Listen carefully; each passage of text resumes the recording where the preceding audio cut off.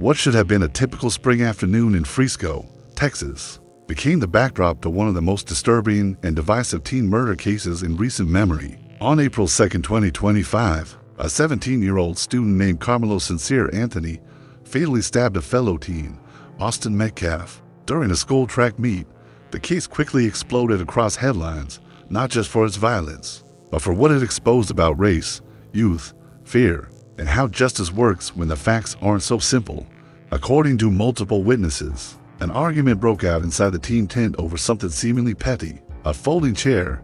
Karmelo and Austin exchanged words.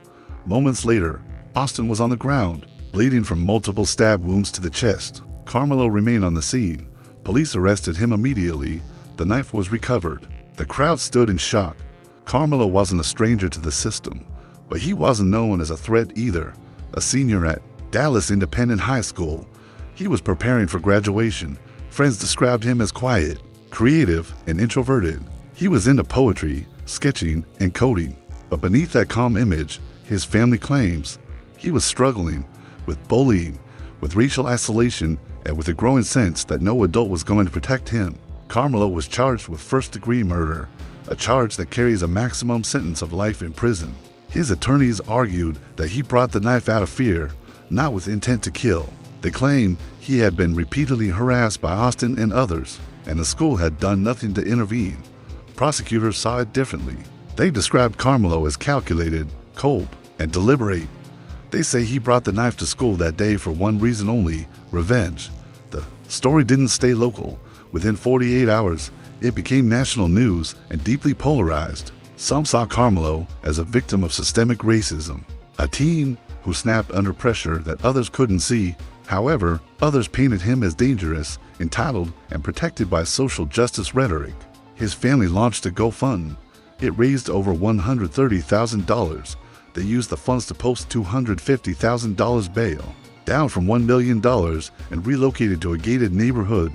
That move sparked outrage. Many saw it as privilege by proxy, a double standard because of activism and race. But others saw it as necessary survival.